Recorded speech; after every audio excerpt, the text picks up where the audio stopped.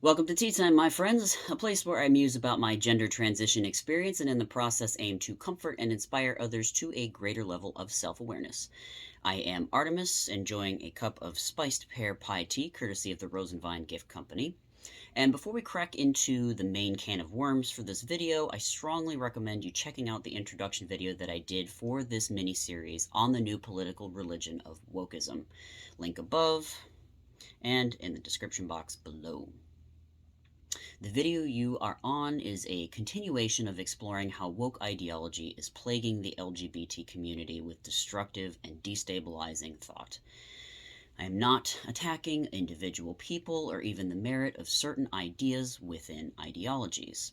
I believe every perspective can be useful depending on the context, that who is right or wrong is often or always subjective, and that every now and again some chaos is needed for creativity and new ideas to innovate and grow. However, when brilliant philosophy turns into maybe you should lay off the sauce and come back to earth, I think it's the duty of the collective to speak up. So here I am, humbly, for your consideration. So let us turn our attention to the tremendously ignorant action of the San Francisco Gay Men's Choir in releasing their not-so-hit song, We'll Convert Your Children. You think that we'll corrupt your kids if our agenda goes unchecked? Funny, just this once, you're correct. We'll convert your children. Happens bit by bit, quietly and subtly, and you will barely notice it. Look, I'm all for humor to break the ice on tense subjects, but there is such a thing as comedic timing, and this joke is the poster child for the sentiment of, ooh, too soon, bro. While moderate people within the LGBT community know that there is no such thing as a gay agenda trying to convert people in any way, others out there are starting to believe that there is because of the attention given to the progressively aggressive push by radical activists for more control. Take these snapshots of comments on the San Francisco Gay Men's Choir TV YouTube channel. Specifically, we're going to call attention to this breakdown of the slippery slope. So, in case you can't see this screenshot, I'm just going to go ahead, or rather you're maybe just listening to this video, you can't read the screen, I'm going to read this breakdown of the slippery slope that was posted on the channel. Step 1, we just want to be able to visit our sick partner in the hospital. Step 2, we just want to have the same benefits as married people. Give us civil unions. Step 3, we just want to be able to share our love in marriage. Step 4, pastors must perform the marriage ceremony when we demand it. Step 5, you will endorse our relationship by providing goods and services we demand. If not, we will sue you and threaten you and your family until your business goes under. Step 6, your private company will go public and show support for our agenda. You will not remain neutral. If you do, we will attack your company, its leadership, and their families until you do. Step 7, you will teach your children that biological gender is a myth and science is only an antiquated suggestion. You will teach them that our relationship is good and poor and valid. That makes no sense. Anyway, that's what they say. You will teach them to speak out in favor of our sexual choices, and you will teach them to hate God and His Word. If you do not, we will go to war until you lose your job, lose your kids, lose your life. Step 9, we will devour your children. But yeah, go ahead and keep mocking those smart enough to have recognized the slippery slope when it began. Now, obviously not everybody agrees within the LGBT community that this was a progression of things that should have happened. Obviously, that's a very radical position, and moderate people would not agree that any of that, the later steps would have happened at all. But this is what people are beginning to see, with some of the radical activists being the loudest out there in the media and being the ones that are getting the attention, are seeming to push for. So this is unfortunately what some people are beginning to think about the group as a whole. So, the important takeaway here, I believe, is that we as a society have failed to find the balance on human rights within our current system of governance. And as a result, we have given those who would fear change enough ammunition to say, you see, the slippery slope is not a logical fallacy, it's a very real concern, and look where it's gotten us. It's truly sad, and everyone ends up suffering as a result. And another point to make here is that maybe while you aren't responsible for policing other people's thoughts, joking about children and the gay agenda right now is tantamount to joking about the Star of David being a perfect clothing accessory during World War II.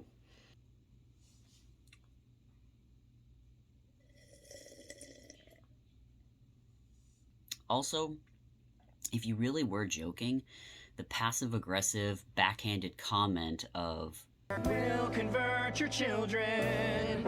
Someone's gotta teach them not to hate. someone's got to teach them not to hate, gives a sense of whiplash that even a skilled comedian would be reluctant to touch. That type of communication is less comedy and more catty covert narcissism. On top of that, the comment shows the biting truth of what you believe, which is that you've crowned yourselves the authority to teach someone else's kids. Again, a kind of narcissistic entitlement that no parent, no matter how crappy, would tolerate. Put yourself in the shoes of the people you are taunting. Would you take kindly to someone telling you that they're going to parent your children better because you suck at it? Forcing someone to comply is still not the way to change minds in a lasting and positive manner, as if the last several thousand years of recorded history hasn't been enough to show for it.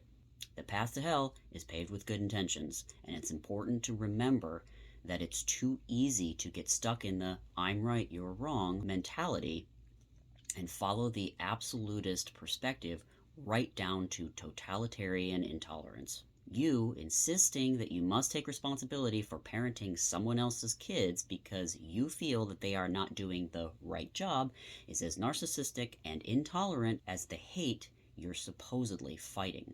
You simply justify your means to the end because you believe that your way is the best way, and so has every other person who has committed terrible things. In that same vein, while we don't have Jim Crow and segregation anymore, we do have affirmative action, which is just as racist because it is still in favor of one skin color over another. And the new political powers and those supporting them would justify those means to the end because to them it looks better. Do you see the point? So, how does this relate to the doctrines of wokeism? For a start, it's no surprise that if you wish to change a population, starting with the children will be much easier and likely more successful than going for the adults. The founding thinkers for this movement, like Herbert Marcuse, actually penned this sentiment as a plan that in order to successfully integrate their ideologies into the wider social consciousness, they must start where people are more receptive, which is in your childhood. You can find this in his Essays on Liberation publication. Truthfully, this sneaky tactic is something that multiple ideologies have been guilty of. Just at the current, it's overtly being used in association with the LGBT community and wokeism. And again, I'm not saying that all people in the LGBT community are woke or that wokeism has really much to do with LGBTQ as a community. So, this ideology fully supports taking away the authority of parents to raise their children and designating it to a more appropriate source. Something that was a joke now doesn't sound much like a joke anymore, does it? At the end of the day, whether or not someone is fit to be a parent is a subjective judgment, and giving that subjective judgment institutional authority means that someone else, just as flawed as the rest of us, another human being, will be in charge of making decisions about who can raise their own children. So think about that one for a minute. Worse, another thinker associated with this Frankenstein ideology, named Michel Foucault, pushed for destigmatizing and decriminalizing pedophilia, under the guise that it would be considered thoroughly liberating to give children under 15 years of age such authority to make decisions regarding their sexuality. He believed it was oppressive to control people in this way, even at this age, and did not regard the science we have today on the long term developmental maturity of our brains. He was heavily suspected to be a pedophile who believed in the oppressed oppressor dynamic so radically that protection from parents and the law for children from sexual predation by adults was actually a bad thing. Wokeism believes so hard in equality and liberation that almost all sexualities, including pedophilia, should be celebrated. The exception, of course, being that of the heteronormative person, who are the chosen oppressors, but we won't go into that here. Lastly, the incredible narcissism of we know better than you, so we will be making all the decisions, is also something classic for this ideology. Again, being penned by many root thinkers of the movement, such as Antonio Gramsci and, again, Herbert Marcuse, our favorite curmudgeonly mascot now of the woke movement. These individuals have disdain for those they consider less intelligent than they are and they deem in the way of their perfect world. Okay, so let's wrap this up. Look, I realize that the LGBT community has suffered in the past, and for some, it may feel incredibly satisfying to take a jab at a group of people that you perceive to be the enemy. But unless your life is literally in danger, the cheap shot is never the best move when you're looking at the long-term consequences, and neither is it wise to dismiss the concerns of a large portion of a population, even if you think they're evil idiots. The LGBT community is constantly, literally, waving the flag of diversity, and I would really like to promote that message thoroughly. I'd like to think that it's just the most radical and unhealthy of the group who are attempting to destroy the diversity they disagree with. Always take the opportunity to empathize if you're given space to do so. Educate in a peer-to-peer kind of way, mano y mano, and for the love of all that is worth it, be respectful. It's what you'd want for yourself. Isn't that what you've been saying, gentlemen?